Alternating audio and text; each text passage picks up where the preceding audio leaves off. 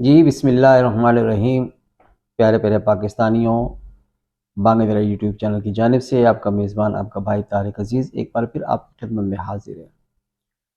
آج میں آپ کو ایک سپیرے کی کہانی بتا کر اپنے ویلاگ کو آغاز کرنا چاہوں گا کہ جس نے پیشے کے طور پر ایک سانپ اور ایک بین اپنے پاس رکھی ہوئی تھی۔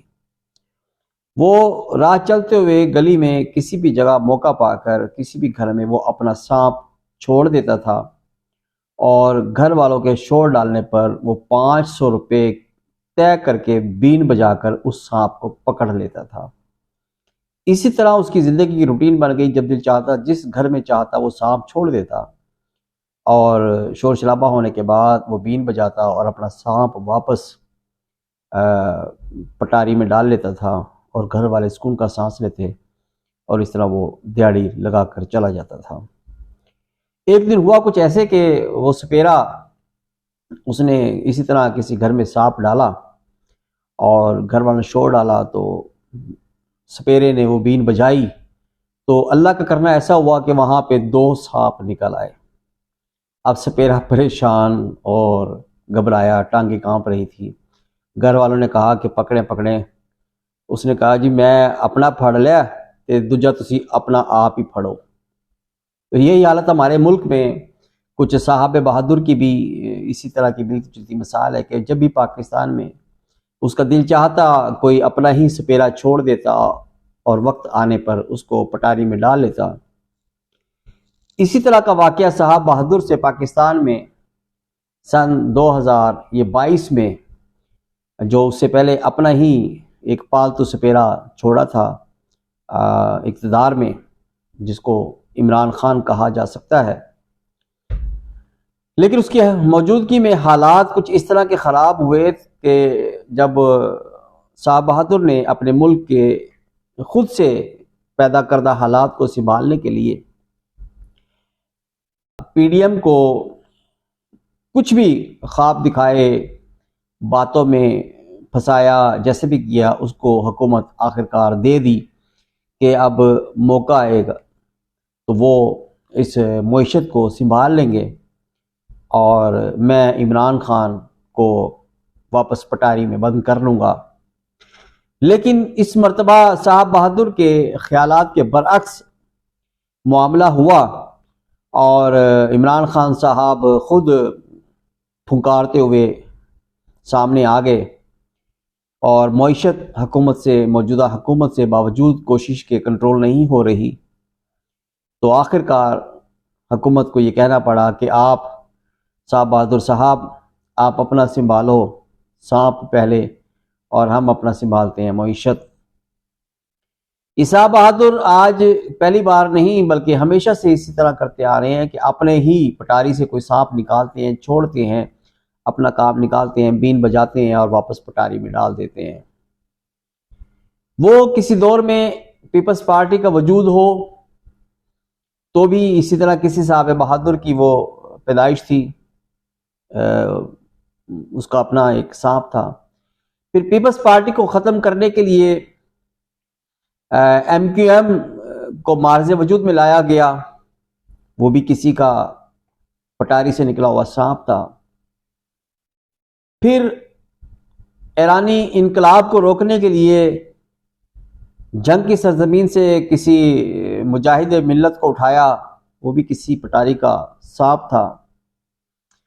اور اسی طرح ضیاء الحق نے ایم کیو ایم کو بنایا اور گزشتہ دور میں پاکستان مسلم لیگ نون کو ختم کرنے کے لیے یا اس کے مقابلے میں کوئی پاور لانے کے لیے پاکستان تحریک انصاف کی صورت میں عمران خان کو کھڑا کیا، لیکن اس سے پہلے تمام تر سانپ ایک ایک ہی آتے تھے اور صاحب بہادر بین بجاتے تھے اور وہ سانپ واپس پٹاری میں چلا جاتا تھا۔ لیکن اس مرتبہ 2 سانپ سامنے آ گئے، ایک تو خان صاحب کی صورت میں موجود ہے اور ایک معیشت کی صورت میں ہے، اور دونوں ہیں کہ سنبھلنے کا نام نہیں لے رہی۔ معیشت سنبھالنے والے جہاں معیشت سنبھالنے کی فکر میں ہیں، وہیں عمران خان صاحب کا شور شرابہ اور آئین سے کھلواڑ موجودہ حکومت معیشت سنبھالنے کی کوشش کرتی ہے، کوئی قدم اٹھاتی ہے تو ساتھ ہی عمران خان صاحب کو جو ان کے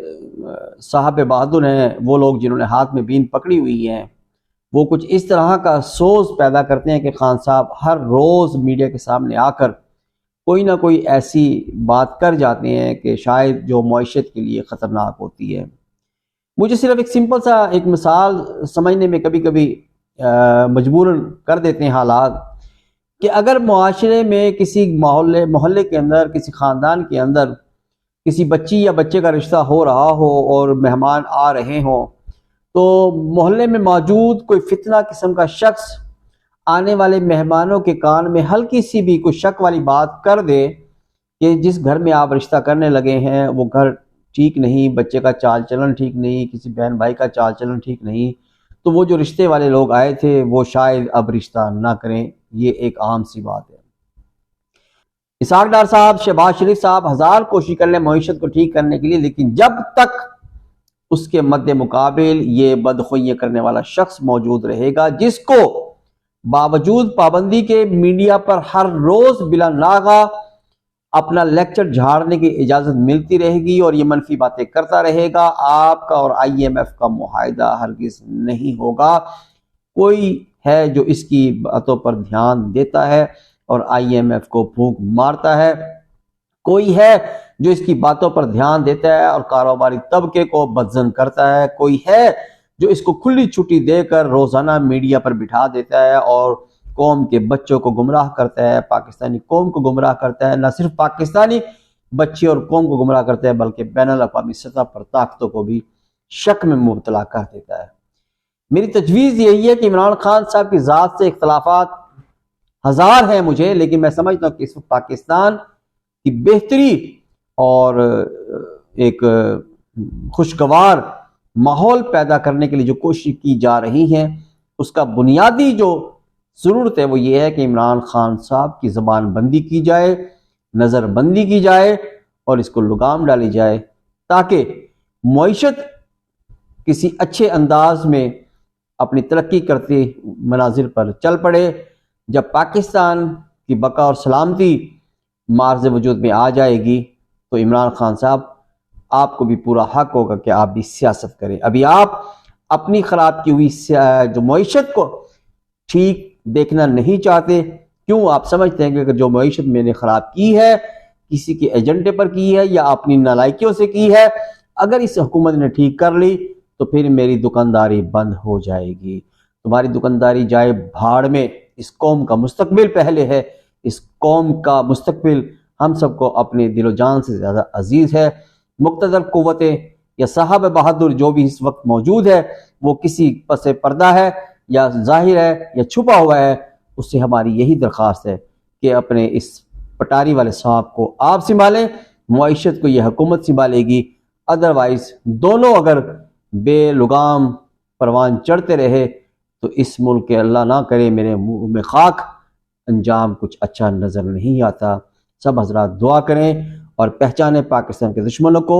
اللہ تعالی ہم سب کا حامی و ناصر ہو۔ آپ حضرات سے درخواست کہ میرے چینل کو لائک کریں، سبسکرائب کریں اور بیل کی آئیکن کو پریس کریں تاکہ میرے ویڈیو آپ حضرات تک بر وقت پہنچتی رہے۔ اجازت دیجیے، اللہ حافظ۔